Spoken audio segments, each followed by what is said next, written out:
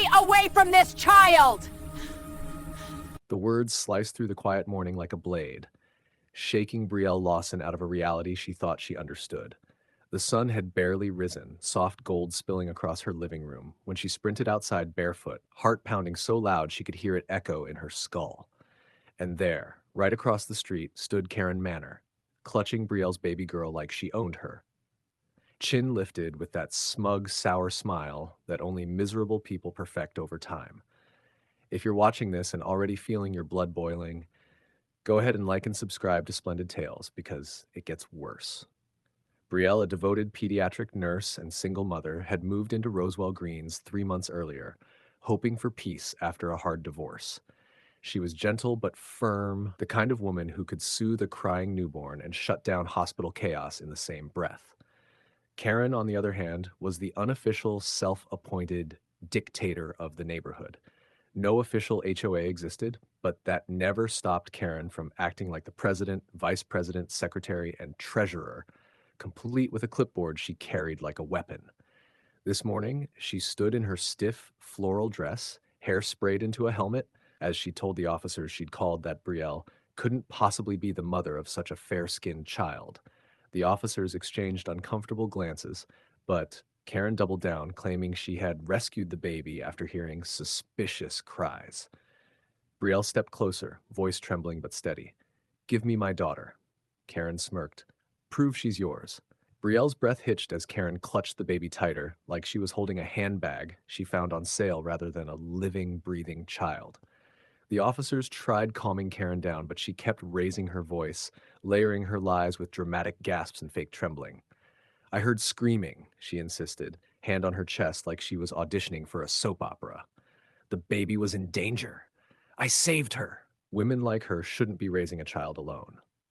If you're watching this and you haven't liked or subscribed yet, what exactly are you waiting for? Splendid Tales delivers heat like this every day. What she didn't know, what nobody knew yet, was that Brielle had cameras in her home, installed after a break-in years ago. But she stayed silent for now.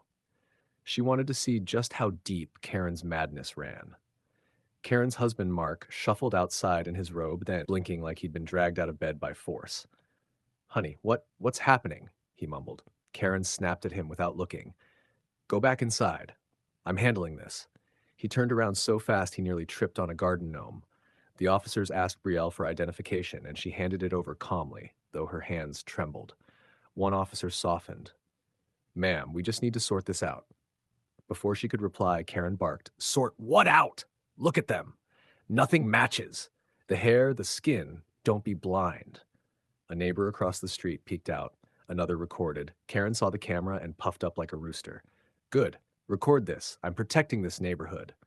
Brielle swallowed her anger.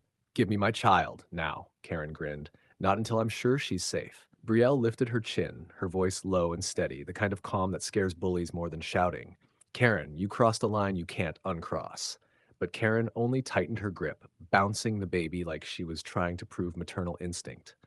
The baby whimpered, recognizing the wrong arms. And Karen hissed, "See? She's scared of you."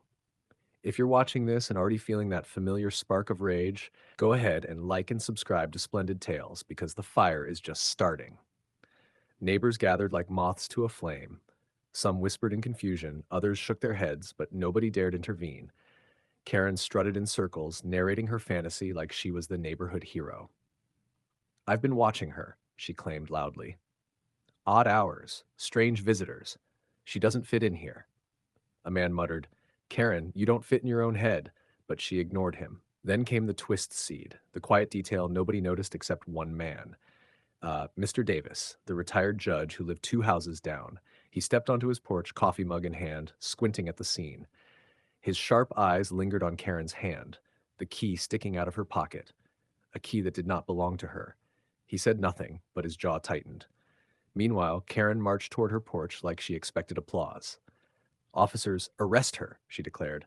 "Child endangerment, fraud, whatever fits." Brielle let out a disbelieving laugh.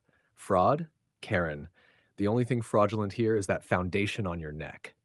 Even the officer holding back a grin had to cough. Karen turned red, then purple. "You won't be laughing soon." Brielle met her eyes. "Oh, I'm saving it." Mr. Davis finally stepped off his porch, moving with the slow, deliberate confidence of a man who'd sent entire criminals home crying. Officers, he called out, before you make the mistake of the decade, you might want to check the key sticking out of Karen's pocket. Karen froze. Her hand shot to her pocket too late, her face rearranging itself into panic, denial, then pure rage. If you're enjoying this moment, and I know you are, hit like and subscribe to Splendid Tales, where justice stays hot and the endings stay earned. The officers approached. Ma'am, whose key is that? Karen stuttered. It's mine, obviously. But Mr. Davis raised his mug. Interesting, because I watched the previous owners give that exact key to Brielle when she moved in.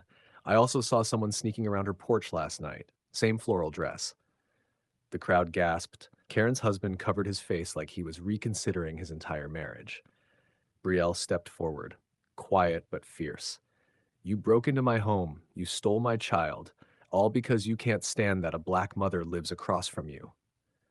The baby reached toward Brielle and whimpered. An officer gently took the child from Karen's stiff arms and handed her back to her mother. The moment the baby settled against Brielle's chest, the entire street fell silent. The officers turned to Karen.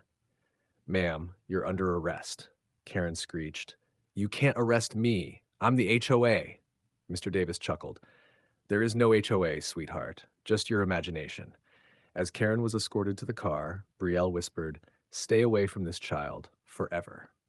And now, before I wrap this up, family, tell us where you're watching from, share this story with someone who needs it, and don't forget to like, comment, and subscribe to Splendid Tales for more fire like this.